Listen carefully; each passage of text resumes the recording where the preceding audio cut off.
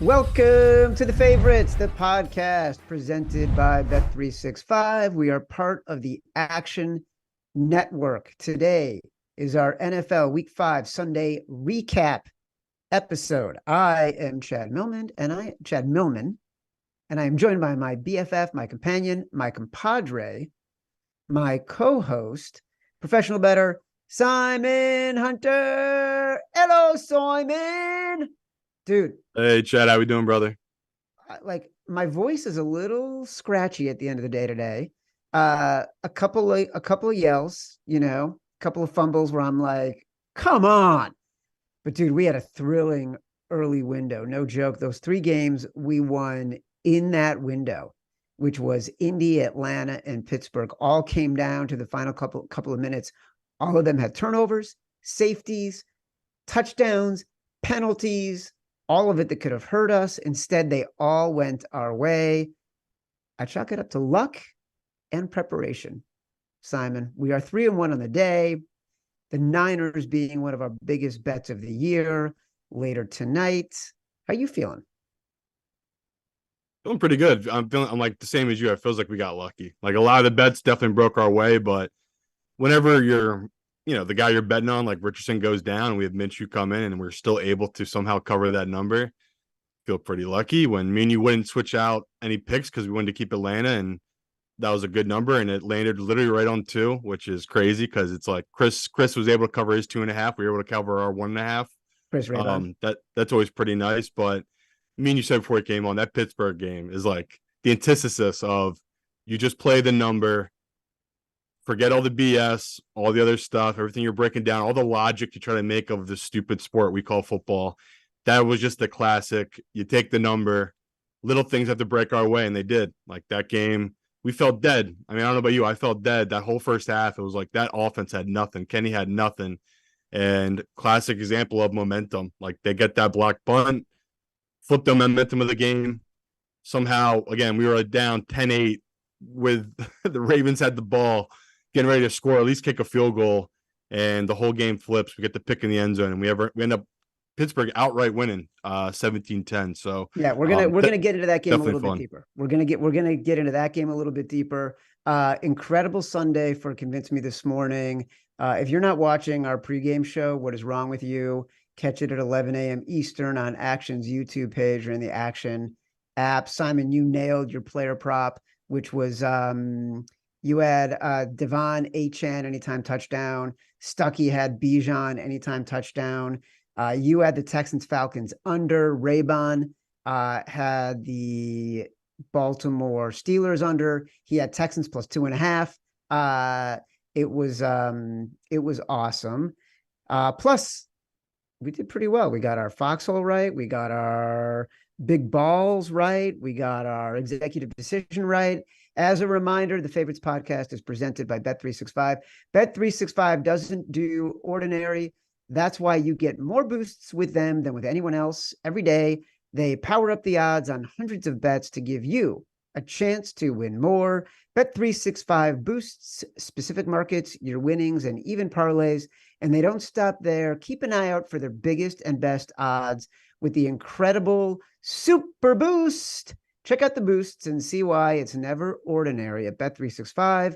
You must be 21 or over and 18 or over in Kentucky and present in Colorado, Iowa, Kentucky, New Jersey, Ohio, or Virginia. Gambling problem, call 1-800-GAMBLER in Colorado, Kentucky, New Jersey, Ohio, and Virginia, or 1-800-BETS-OFF in Iowa. Terms and conditions and restrictions apply. By the way, talk about Bet365 Super Boosts. I do videos for Bet365 every Wednesday.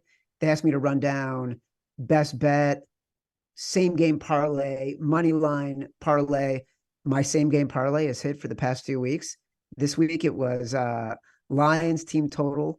I think over 20.5. It was Aiden Hutchinson anytime sack, and David Montgomery anytime touchdown. How about that? How do you like good that? Day. As a reminder, you can catch every episode of The Favorites live on our YouTube page. For those subscribing or those enjoying on YouTube, don't forget to give us a like, subscribe to the Action Network YouTube page. All right. We had Pittsburgh plus 3.5 in the contest. It closed at 4.5. We had Atlanta -1.5 in the contest. It closed at 2.5. We had Indy +2.5. We're going to get deeper into that game. We had Denver -2.5. You get what you deserve when you bet on the Broncos or the Jets for that matter. We have San Francisco -3.5 remaining. I would say, Simon, the biggest game that we considered that we passed on in the contest was Saints +1.5, which was my exact decision this week. And the contest is interesting, right? And part of the spine of our show is doing this contest. We got 12,000 people that signed up for it. We want to do it well in the contest. And last week we were 5-0. This week we're 3-1, but we've changed our strategy a little bit. The contest lines are dynamic, so they're always changing. But once you lock, you're locked. So you could lock on Thursday, and if you are happy with your numbers, you keep those. But if you decide you want to change, then you got to change everything and go with any number that's available in the contest. So we this morning were starting to, we had locked our games on Thursday. And then this morning we were looking at the numbers. Pittsburgh was at 4.5 and New Orleans was at 1.5. We liked both of those a lot, but Atlanta had moved to 2.5. And I think, and we didn't like that. And Denver had moved to 2.5. Denver had been at 1.5. So we decided to stay where it was. I feel like I'm okay with that at the end of the day. Yeah, I'll never complain about 3-2 week if we don't cover 49ers tonight, but we have to still have a chance at 4-1. So Yep. talk all the time. The goal is, I know it sounds boring, but the goal every week is 3-2. And that's been good to us. The 1 year we finished in the top 25, that's pretty much what we averaged. I think we went 62%. Last year we went 63%, but like our own tournament here, there's so many people. We only finished top 100, even though we did better the year before. It's just when you're in these huge contests, it's just really hard to get to the top. So, yeah, 3-2, 3-4-1. That was the goal. Hopefully today, and still pretty confident in this 49ers team. So, yeah, again, we'll dive into the games here, but I felt like, yeah, Denver, terrible read. But the other games, like we really did talk about how we predicted how to play out, and they kind of all did the way we predicted. The only one that really shocked me was that drive by CJ at the end of that Houston game. Like that Yeah. was incredible, where the kid did nothing, couldn't get in the end zone all game, and then with all the pressure, everything going against him, down 6, gets the ball, drives the whole field. What can you say about this kid from Houston? Just incredible, his poise and everything, just through 5 games into the season. All right, well, let's talk about that game for a minute, because Atlanta, when we talked about this game last Sunday, the line was 3.5. And we immediately said, we'll wait until this gets under 3. And the wise guys came in and they bet CJ Stroud, and they bet this number under 3.5. They bet it under 3. It got down to 1. I bet it at 1.5 on the way back. And then it started going back up. And the wise guys loved CJ Stroud. And this was like, there were a couple 50-50 games, and we happened to be on the right side of both of them. But this one was dividing the betting community because of CJ Stroud, who was great in the game. Like that last drive, what did you see in that last drive, which put the Texans ahead with less than 2 minutes left? I mean, I just saw a guy that just didn't panic. Like, even when they're in these that touchdown might have been on 3rd and 9. Like, he kept getting these long 3rd down positions, and he just never really seemed fazed by it. And it's like, it's just crazy. You see these other guys like Mac Jones, who looks totally lost, and these other guys in the league that are like, they've been in it for a long time. They look completely lost, where this kid doesn't have an all-star cast around him. I mean, he just got back his starting tackle this week. He's been doing this week in, week out, and what I predicted about the game came true, where it's like, this kid's going to struggle. Like the film's out on him. The defense is going to take away the things he wants to do. And he did for 3.5 quarters. The kid couldn't put it together. But you saw in that drive what makes him so great, which is just the accuracy, his calmness in the pocket, making the right reads, and still no turnovers. It's crazy to watch right now. So that's why I feel really lucky we got the best of the number and we covered the number, just because that was the right spot. Like, we were fading a rookie on the road after he's looked lights out. Again, we'll talk about this upcoming week. I don't know if we have to do it again, but the public is just totally in love with this kid and this Houston team. I mean, he just keeps covering them for them. So definitely depends what side of the line you're on, but if you're on that Houston side, you're feeling pretty happy today. Yeah, there's some already some numbers that I'm interested in that we're going to talk about later in the show. Some early leans. But this game was insane. Like the Falcons, we had previewed it in the favorites film session, talking about the Falcons running game. And today, Desmond Ridder was brilliant. Like, I don't know where that came from, but he was throwing darts down the seam. He was making the right plays. To be honest, the only reason the Texans were even in that game is because of back-to-back fumbles on back-to-back drives when in the second one, the Falcons were knocking on the red zone. And so they tried to give this game away in every possible way. Like Desmond Ridder was lights out. He's now undefeated at home in college and the NFL and Yeah, high and school, I think. uh, again, I just feel lucky. The guy had 7 points in the first half. Like, thank God the Yeah. defense held By CJ the to three way, three field goals. We really escaped on that one. all right, another game, which actually I never felt nervous about. Last week we loved Indy when it opened -1.5. And on the Thursday show, Simon, you made a big show of praising me for a call that I made, and you're like, I'm giving Chad his flowers. I can't remember what the game was, so I must return the favor. At this time last week, I might have been leaning Titans, and you very politely walked me back. Some people might have said it sounded like you were mean to me, but you weren't. And because you are very thoughtful, you, in the middle of our epic runs today, you slacked me and Matt Mitchell and told him to pull a clip of how you said to me to not like the Titans this week. Mitchell will drop it in the show. But for those live listeners right now, all praise to you. You nailed this because we bet it at 1.5 when the Colts were -1.5. And then we bet it again when the Colts were dogs all the way up to 2.5. The entire world was against us on this one. This was our foxhole. Well done, Simon Hunter. Yeah, another game that took a year off my life. Like, sometimes you hate this job, and that's one of them where it's like Richardson goes down. I have a ton of money tied to this game, and I might have been the opening drive. Titans went right down the field, score a touchdown. I'm just like, well, that's how it goes. Like, that was a terrible read. But luckily Minshew makes big throws, and man, is there a better backup in football right now? The kid's got 2 wins. Wins that Ravens game, wins this game, and you got to be feeling pretty good if you're a Colts fan, because it seems like Richardson's not that hurt. So able to get the win. Hopefully he's back in a week or two. And he just had some bad luck. People want to say he's injury prone, everything like that. I mean, the one play was stupid. He fell on his back. He hit the back of his head, got concussion. This play, it was just the same old big D tackle landed on his shoulder when he took him to the ground, and those injuries are going to happen in football. So for the Colts, I hope he does come back soon, because you're going to see that running style when you have to account for the quarterback that just takes a defender away. I don't think it was Taylor had a big day either. I think it was Moss had a really good day for the Colts team. So feels good, Chad, that we always preach it. If you like a number that's bad and it keeps moving against you, you just keep betting it all the way. You just trust the model, trust the number, and couldn't get enough of those 2.5s, and it just stuck there all weekend.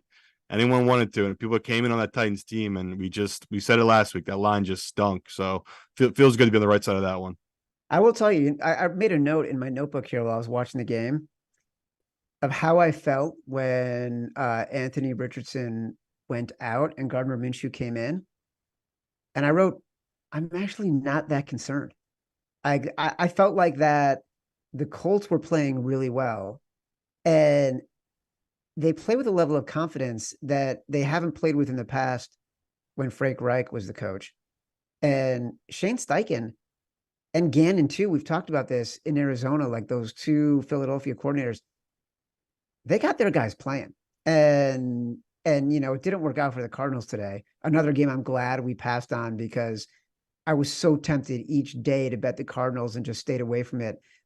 And also was nervous about the Bengals. But the Colts, they play hard. Their linebacker, who's leading, Franklin, I think his name is, who's leading the league in tackles. They're a really interesting team. I'm fascinated by this team.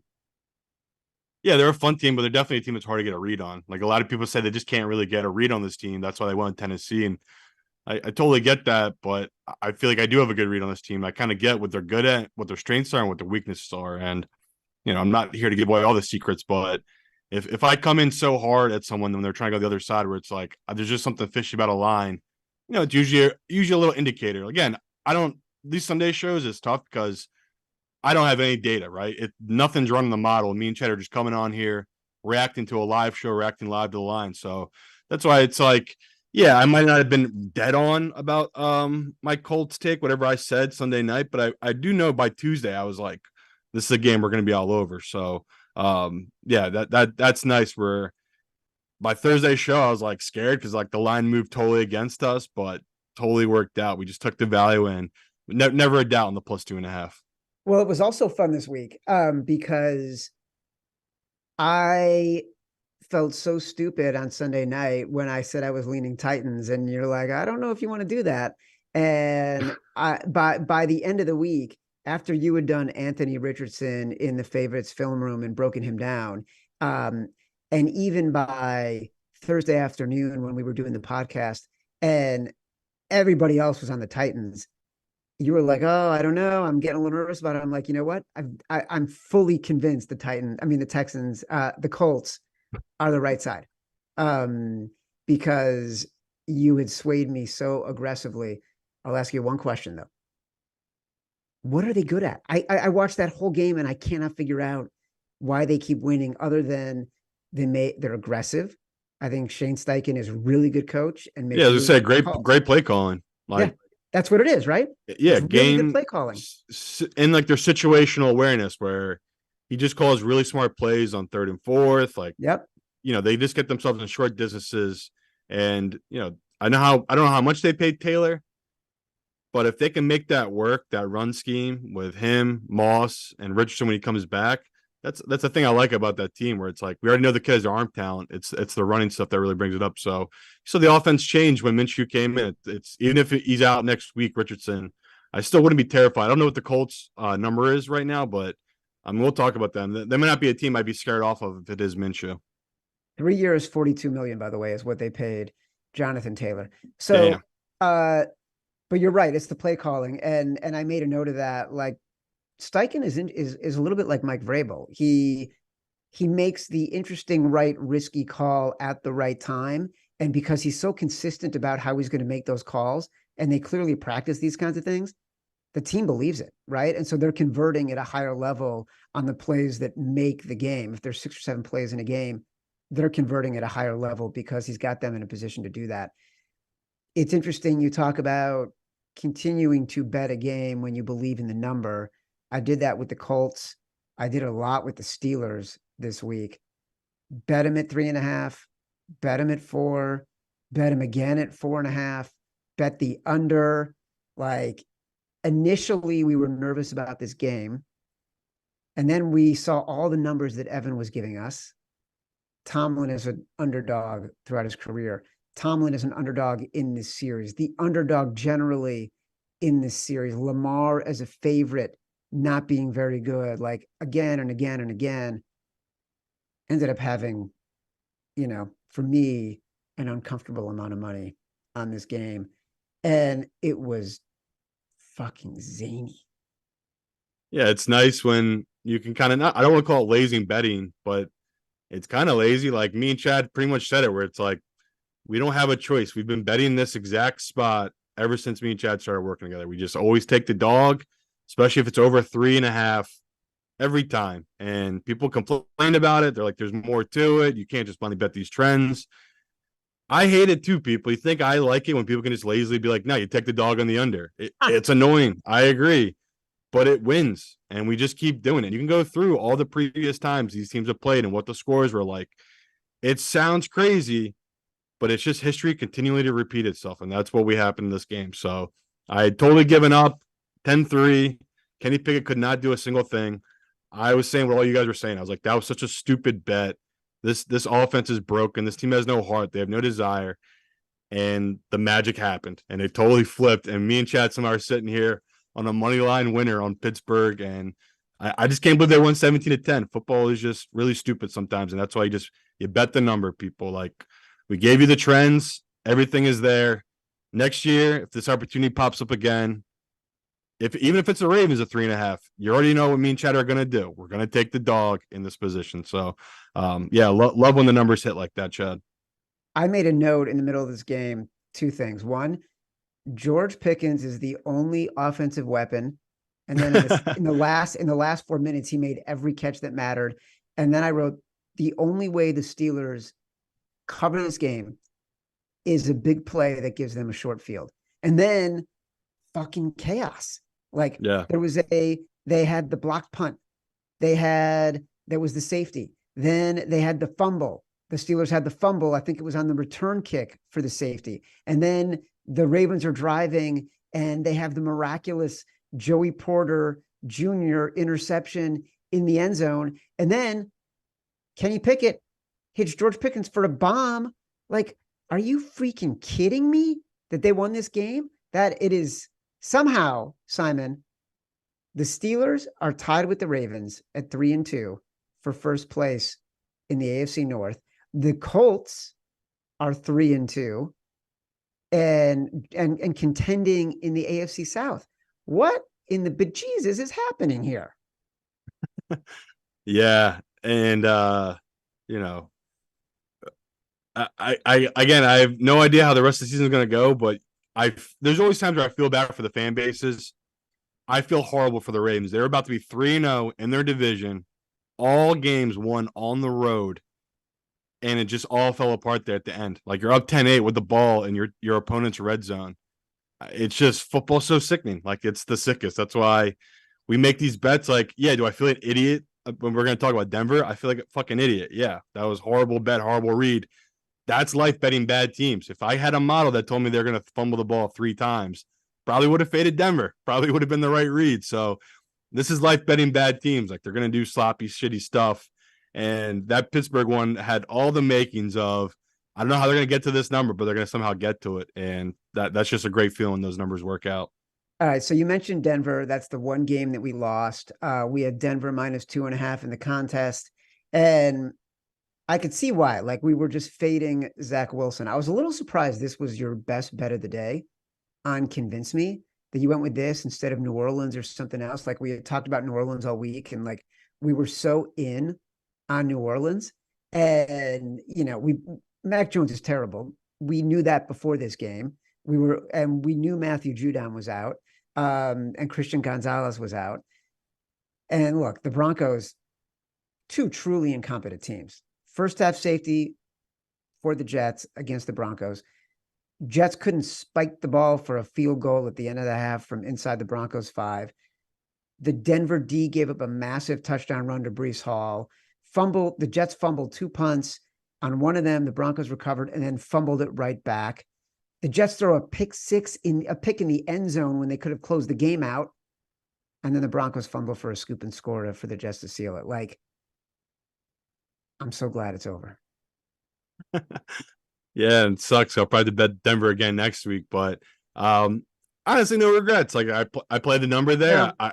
My read on Wilson was pretty true. I mean, it was 13-8 at halftime, and Sean Payton, this guy I do high in high regards, his offense came out and had 4 3-and-outs in the second half. Like, you're not going to win any games like that. I don't care who you're playing against. And unfortunately, it didn't really matter what Zach Wilson did. They had the running game working, and I think Hall, the run you're talking about, was their first or maybe second possession of the second half. He just broke a long one for a touchdown and kind of sealed our fate. Just too many turnovers by the Broncos. So, yeah, the afternoon games weren't kind to me. Like, even though we didn't have it in there, I had a decent amount on that Vikings, not 3.5, but the 4.5, and it was just like, one of those days where you play the numbers and it felt like a good read, but it clearly wasn't. The Chiefs were the better team all day. Even when Kelsey went out, their offense still didn't miss a beat. So it's just going to come with the territory. Betting bad teams, they're not always going to get there for you. It's just how it goes. Yeah, I actually didn't hesitate at all on the Broncos. I felt like, yeah, makes sense. Like, the number's right, less than a field goal. The Jets haven't proven it yet. Now they have. Like, Zach Wilson was better for 2 weeks in a row. Simon, I want you, and I want everybody listening, to make Little Caesars, which is the official pizza sponsor of the NFL, part of your game day. Simon, can Little Caesars calm you down after a tough loss on game day? Yeah. It can. It can calm anyone down. Order online during our Pizza pregame 1 hour before NFL games and get ready for some football and fun. Choose your favorite Little Caesars pizza or pick the toppings you crave. Simon, what percentage of a pizza surface should be covered in toppings? All but the crust. All but the crust. That is basically, it's like the 102-yard run back. That's how much toppings Simon wants covering the top of the pizza. However you handle your Little Caesars, you win. And speaking of winning, everyone scores with convenient delivery or our in-store pizza portal pickup. So grab some friends and enjoy a few slices during the game. All right. To recap, our Foxhole was Indy plus 2.5. Ching. Big balls, bet of the week. Pittsburgh plus 4. Check. Exec decision, New Orleans plus 1.5. Win. Simon says Atlanta minus 2. All right, that pushed. But if you were really listening, you should have gotten it at minus 1.5. Our round robin, we had Pittsburgh, we won. We had Indy, we won. We had the Rams, we lost. We had Minnesota, we lost. We had Arizona, we lost. So 2 out of the 5. For those joining live right now, our Sunday Night Football lean, Simon, you and I are overloaded on San Francisco minus 3.5. It's the remaining bet of our faves 5 to hopefully go 4-1. Give people a little bit of a rundown on why you're still liking San Francisco. I mean, we had a bunch of reasons, but the biggest one is we like this matchup for the 49ers. Situationally, they should win this game. They're the better team right now. They're the healthier team. Looking at this matchup, offensively, we think they're going to be able to run the ball against Dallas. And, I still have a lot of questions about Dallas right now. So it's not too shocking. The number has not moved at all. They just hang up there. It's just stayed there all week. Me and Chad normally would always be on the dog in this spot, but the 49ers as a home favorite tends to go pretty chalky. So it's been a pretty good week for chalk. I think the number one bet between bets and tickets was Miami. They covered outright, was never really a sweat, even though they threw a pick 6. Yeah. The other end zone, and Detroit, another team, most publicly bet team, double-digit dog covered. So hopefully the chalk keeps going good, Chad, and we get another one here to close out Sunday night and go 4-1. Evan, I wonder if you could type this into the chat while I'm saying a couple more things about this game, but I do wonder, did the Giants end up going below that 20% or 15% betting threshold? I do feel like with this Niners game, until this morning unconvinced me, I hadn't heard anyone tell me why they liked the Cowboys, other than feeling like the teams are evenly matched and they're getting the hook, which to me wasn't enough because I actually feel like the Niners have a better coach, better scheme, better offense, equal defense at worst. Stuckey had a little bit more logic about not believing in the Niners' rush defense. But against the spread, Shanahan is above 500 as a fave of more than 3 at home. McCarthy and Dak together are above 500 against the spread when they are dogs of 3 or more on the road. The only stat that stood out to me, which I think plays into sort of how we think of the Cowboys and Dak as a team that tends to choke, is he is 20-5 straight up in night games during his career when he's a favorite, and 3-7 when he's a dog. So this is not a spot that he tends to win. Forget about covering. He doesn't tend to win in this spot. All right.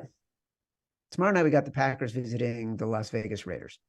We previewed this in the show last week. I think at the time the Raiders were 1-point underdogs. Now they're 2-point favorites. I don't love betting on a team when it swings from underdog to favorite. The trends are against us. How are you feeling about this? Yeah, again, we talked a little bit about 2.5. They're plus 2.5 on Tuesday. The line started running by the time we did the show Thursday, and it was announced Jimmy would be the starter. Got to 2.5. I think they got up to minus 2.5. Now it's settled at -2. I'm with Chad. Like I still probably would bet on the Raiders. I probably still will. But totally get it if you don't like this number, you just want to skip it. It's hard for me to back love on the road against a Raiders team that's just desperate here for a win. So I'll take the home favorite here at -2. Simon, can you name the fastest growing ticketing app in the United States? Game time. That's right. It's your sponsor, Game Time. I love Game Time for two reasons.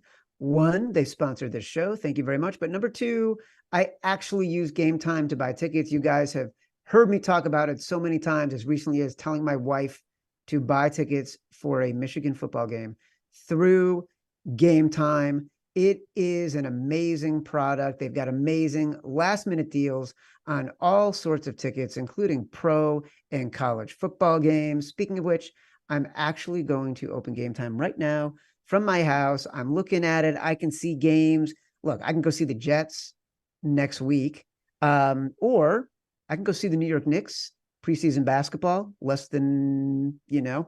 I can see the Brooklyn Nets preseason basketball for $10. Whatever you need, no matter where you live, download the Game Time app, get out, have some fun this week, go sweat your bets live and in person. And you can redeem code favorites for $20 off your first purchase. Terms apply. Again, just download the app and enter code favorites for $20 off. Last minute tickets, lowest price, guaranteed. All right, week 6, we're looking at some lines on Bet365 right now. Simon, I wrote some down that I thought might be early leans for us. Buys next week are the Packers and the AFC North leading Pittsburgh Steelers. They're a juggernaut. Shut them down. First game I looked at, Titans plus 4.5 hosting the Ravens. It stinks, but I'll take it because I do think it's going to drop. But first glance, I'm just like, why? And the why in the world is just so high. Like this should be 3.5 at most. It's 4.5. Right? So I'll take the value. And if me and Chad are walking into a trap, we'll buy out of it. But I got to take that early value on Tennessee. But why do we think it would be that right now? I don't know. It's a weird line. I do not get it because I don't know all the respect given to this Ravens team. And yeah, Tennessee played bad, but that's kind of how divisional games go, right? And that's why I feel the same with the Ravens, where it's like maybe we're overreacting to the Ravens and they're not as bad as we perceive right now, or is Tennessee not as good as we perceive? But 4.5, that's a huge number for this Ravens team to be catching. So I'll walk into it right now with you, Chad. I'll grab the 4.5. Well, I'm seeing it drop a little bit. So what do we think of it at 4?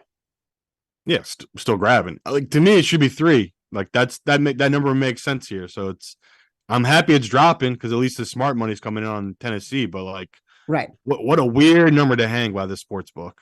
It's so strange. I don't get it. I totally don't get it. Grab it. But yeah, I'm hitting it right now. Because geez, Louise, that makes no sense. We love Vrabel in this spot, and I will say, like, Tannehill is getting the ball out faster than any player in the NFL right now. And like DeAndre Hopkins was amazing today. So there were moments where it was not going to be easy to win that game as an Indianapolis Colts better. All right. Another game I looked at, Denver plus 10.5 at Kansas City on Thursday night. We can do it. We always lose this bet, though. We lose this bet every time. We make this bet every time. Doesn't matter if it's Locke. Doesn't matter if it's Wilson. We bet every time I do the show with you, Chad. We take this number, and we somehow die. Do we? We somehow always die. Yes. I don't know if Evan will have the numbers for us by Tuesday, but I promise you, we take this number every time. We take Denver here every time, and it just never works out for us. But we're suckers to it. I saw it too, and it's like this is a massive number for a Thursday night on a short week. But this is when Mahomes does not cover this number. It's too big. I know. And honestly, it's entirely possible the number goes higher based on what's happening today. I don't know if it goes higher though, because the pros will take this again. A 10.5. Are you kidding me? This is insane. This number is insane. So we will take this number and we will lose this every time, Chad. It's truly history repeating itself. Me and Chad can't help it. The books know it. The public gets fat off Mahomes somehow every time as a double-digit favorite against Denver. I don't get it, but we have to bet this Denver number, and I hate it. The look-ahead line on this was 7. Holy shit! Yeah. So yeah, that's insane. Come on, we're betting this game. All right. Sometimes thank God we can't put this in contest though. Oh God, no. There's no way. All right. what about Indy this week? And if I skip a game, if I get a game that like you haven't thought about yet, please interrupt me. No, I grabbed Indy at 5. It's running. It's already 4.5, 4 at some books. So it's just another number I'm going to grab now. Let the week play out, see who the quarterback is, and if it moves against me and Chad, maybe we'll get out. But I'll just take the early value here on a Colts team that, Chad said it. Like there's a little bit of magic to this team. They just play really hard. They're really well coached. I don't really know if the Jaguars are good or they've just been in England for 2 weeks. Like this is just a really strange team that I'm not going to overreact to them beating the Bills today because a lot goes into that. The Bills just got out slow. Kind of saw Josh Allen get it together by the second half, but it was just too late. So grab the 4.5. Another game, we'll just grab it now. And if we need to, we'll buy out of the position. But this is one of the first bets I made before we jumped on at 5. All right. Well, I'm glad I'm seeing the same thing as you are. Seattle +3. Seattle +3. Who are they playing? I wrote the number down, but I forgot to write. They're playing the Bengals. They were playing. It's already gone, so we can keep it moving because I'll probably be at the Bengals at 2.5. But okay, I got where you're coming from. I liked it at 3, but it's already 2.5 at a lot of books. So I might end up on Bengals. They look like they got it right today with Joe, and his deep ball to Jamar Chase looks so much better.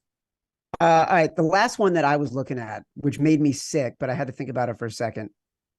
New York Giants +14.5 against the Buffalo Bills. No. It's the same thing with Miami last week. When do I ever take a public team double digits getting 90% of the bets and 90% of the tickets? Never. But I just did with Miami because I just felt like the line was too overrated because the Giants defense, I don't think the books have caught up to it. I don't think they know how to grade how banged up this team is offensively and defensively. So can't get there. But when the hardest games I'm having with right now, we'll just touch on it real quick. Yeah. Is Cleveland 49ers. It's +3 for Cleveland. Yeah. What the fuck?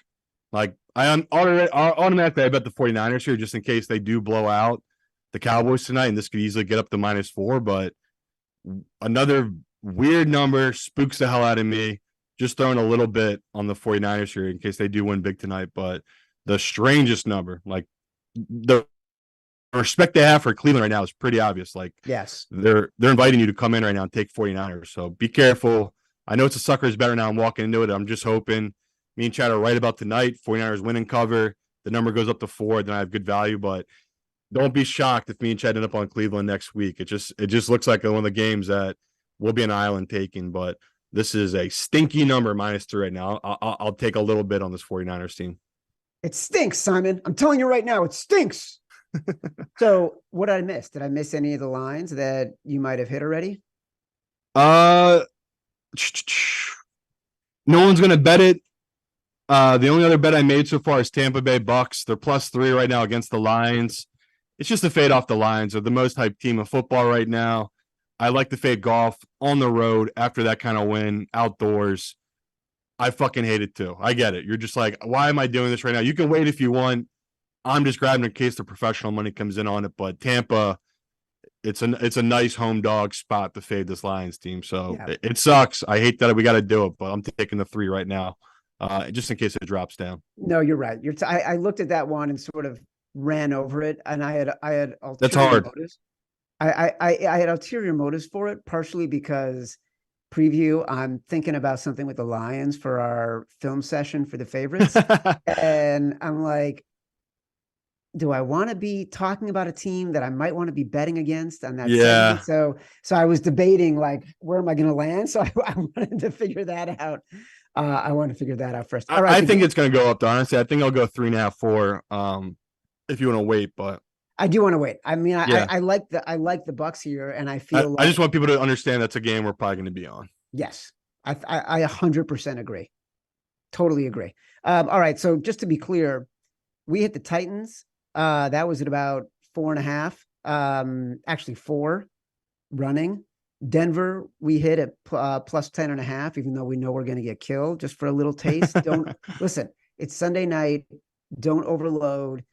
This is about getting the best of the number, right? And we're like, just know that you might have to play ugly numbers sometimes. And we bet, and sometimes it doesn't even matter. Like Chad didn't get it, but I was on Arizona +4.5. I played back small in the Bengals at 2.5, but like my real bet was Cardinals 4.5. had a great number, felt great all week, got smashed. So it's like sometimes it doesn't matter if you get the best number. Right. And we like Indy +5. I'm actually seeing some 5.5s out there, Simon. So if you can get it, get it. All right. As a reminder, the Favorites podcast is presented by Bet365. Bet365 doesn't do ordinary. That's why you get more boosts with them than with anyone else. Every day, they power up the odds on hundreds of bets to give you a chance to win more. Bet365 boosts specific markets, your winnings, and even parlays. And they don't stop there. Keep an eye out for their biggest and best odds with the incredible Super Boost. Check out the boosts and see why it's never ordinary at Bet365.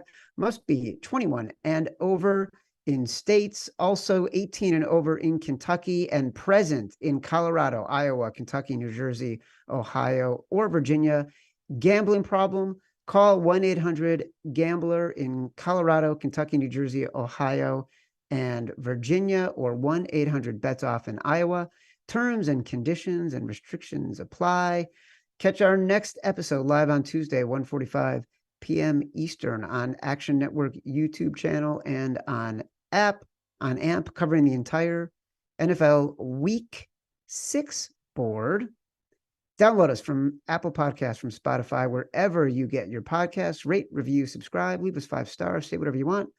For Simon Hunter, I am Chad Millman. We will see you on Tuesday. Love you.